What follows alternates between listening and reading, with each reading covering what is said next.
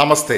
ഈ കലിയുഗത്തിൽ സർവൈവ് ചെയ്യണമെങ്കിൽ നമ്മുടെ ചുറ്റിനുമുള്ള വ്യക്തികളെ തിരിച്ചറിയുക എന്നുള്ളത് വളരെ പ്രധാനപ്പെട്ട ഒരു കാര്യമാണ്. യഥാർത്ഥത്തിൽ നമ്മുടെ വിജയം ആഗ്രഹിക്കുന്ന വ്യക്തികൾ എത്രത്തോളം ഉണ്ട് എന്നുള്ളത് പ്രസക്തമായിട്ടുള്ള ഒരു ചോദ്യമാണ് ഇന്ന് ഈ കലിയുഗത്തിൽ നമ്മളായിരിക്കുന്ന സമയത്ത്.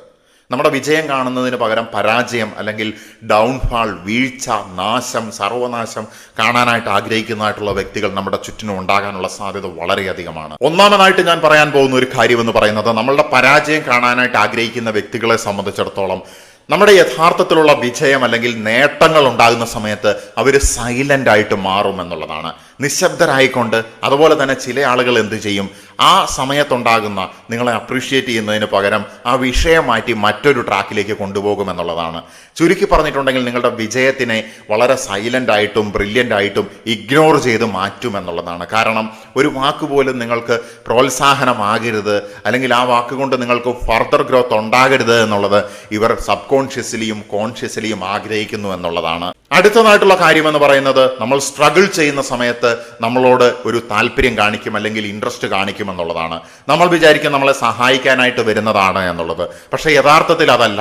നമ്മൾ എത്രമാത്രം സ്ട്രഗിൾ ചെയ്യുന്നുണ്ട്, നമ്മൾ എത്ര ആഴത്തിലേക്ക് വീഴാൻ സാധ്യതയുണ്ട് എന്നത് നോക്കാനായിട്ടുള്ള ഒരു ക്യൂരിയോസിറ്റിയുടെ ഭാഗമായിട്ടാണ് നമ്മൾ സ്ട്രഗിൾ ചെയ്യുന്ന സമയത്ത് ഇവർ താല്പര്യം കാണിക്കുന്നത്. അടുത്തതായിട്ടുള്ള ഒരു കാര്യമെന്ന് പറയുന്നത്, ഒരു സാധാരണ മനുഷ്യ സഹജമായിട്ടുള്ള ജീവിതത്തിൽ നമുക്കുണ്ടാകുന്ന ചെറുതായിട്ടുള്ള തെറ്റുകൾ പോലും വലിയ സംഭവമായിട്ട് എക്സാജറേറ്റ് ചെയ്തിട്ട് വലിയ വിഷയമായിട്ട് മറ്റുള്ളവരുടെ മുന്നിലും അല്ലെങ്കിൽ നമ്മളുടെ ചുറ്റിനുള്ളവരുടെ മുന്നിലും അവതരിപ്പിച്ചുകൊണ്ട് നമ്മുടെ ഇമേജിനെ ഡാമേജ് ചെയ്യാനായിട്ട് അവർ ശ്രമിക്കുമെന്നുള്ളതാണ്. പക്ഷേ യഥാർത്ഥത്തിൽ ഈ സമയത്ത് നമ്മൾക്ക് അല്പം വേദന ഉണ്ടാവുമെങ്കിലും ആത്യന്തികമായിട്ടുള്ള വിജയം പ്രപഞ്ച നിയമത്തിന്റെ അടിസ്ഥാനത്തിലാണ് എന്നുള്ളത് നമ്മൾ ഇവിടെ ഓർത്താൽ മതി. അടുത്തതായിട്ട് ഇവർ ചെയ്യുന്ന ഒരു കാര്യം എനർജി കില്ലിംഗ് ഡയലോഗുകളാണ്. അതായത് നമ്മളെ മെന്റലി വീക്ക് ആക്കാനായിട്ട്, നമ്മുടെ മോട്ടിവേഷനെ തടയാനായിട്ടും ചോർത്താനായിട്ടും, സൂക്ഷിക്കണം, അങ്ങനെ ചെയ്യരുത്, അത് ചെയ്യാനായിട്ട് നിനക്ക് സാധിക്കില്ല, നിനക്ക് പറ്റില്ല എന്നൊക്കെ ഉള്ളതായിട്ടുള്ള വാക്കുകൾ ഒന്നും അറിയാത്ത മട്ടിൽ നമ്മളുടെ നേർക്ക് എയ്തു വിടും എന്നുള്ളതാണ്. വീക്കായിട്ടുള്ള ഒരു വ്യക്തിയാണെങ്കിൽ തീർച്ചയായിട്ടും ഈ അമ്പുകൾ കൊണ്ട് വീഴുമെന്നുള്ളതാണ്. പക്ഷെ യഥാർത്ഥത്തിൽ നമ്മൾ മനസ്സിലാക്കേണ്ടത്, ഇത്തരത്തിലുള്ള വാക്കുകൾ നമുക്ക് ഇന്ധനമായിട്ട് ഉപയോഗിക്കണം എന്നുള്ളതാണ്. നമ്മളെ തളർത്താനായിട്ട് പറയുന്നതായിട്ടുള്ള ഓരോ വാക്കുകളും നമ്മളുടെ വിജയത്തിന്റെ വളമായിട്ട് ഉപയോഗിക്കണം എന്നുള്ളതാണ്. ഒന്ന് മറ്റൊന്നിന് വളമാകുമെന്ന് പറയുന്നത് പോലെ. കാരണം പലപ്പോഴും ചീഞ്ഞതും ജീർണിച്ചതുമാണ് വളമായിട്ട് മാറുന്നത്. അടുത്തതായിട്ടുള്ള ഒരു കാര്യം, നിങ്ങൾ വിജയിക്കുന്ന സമയത്ത് അത് ലക്കാണ് അല്ലെങ്കിൽ ഭാഗ്യമാണ് എന്ന് പറയും. എന്താണ് അവിടെ സംഭവിക്കുന്നത്? നമ്മുടെ ഹാർഡ് വർക്ക് അല്ലെങ്കിൽ നമ്മളുടെ സ്മാർട്ട് വർക്ക് അതിനെ നൈസായിട്ട് അങ്ങോട്ട് നിരാകരിക്കുകയാണ് ഇവർ ചെയ്യുന്നത്.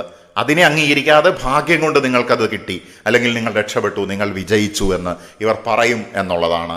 അടുത്തതായിട്ടുള്ള ഒരു കാര്യമെന്ന് പറയുന്നത്, നമ്മളെ മറ്റുള്ളവരുമായിട്ട് കമ്പയർ ചെയ്തിട്ട് നമ്മുടെ കോൺഫിഡൻസിനെ കുറയ്ക്കാനായിട്ട് ഇവർ ശ്രമിക്കും എന്നുള്ളതാണ്. കാരണം ആ സമയത്ത് നമ്മൾ വീക്കായി പോകും, നമ്മുടെ ആത്മവിശ്വാസം തകരും, അല്ലെങ്കിൽ നമുക്ക് മുന്നോട്ട് പോകാനുള്ള ശക്തി കുറയുമെന്നൊക്കെയാണ് ഇവർ കരുതുന്നത്. കാരണം ഇവരങ്ങനെയാണ്, നമ്മളങ്ങനെ ആകാനായിട്ട് പാടില്ല എന്നുള്ളതാണ്.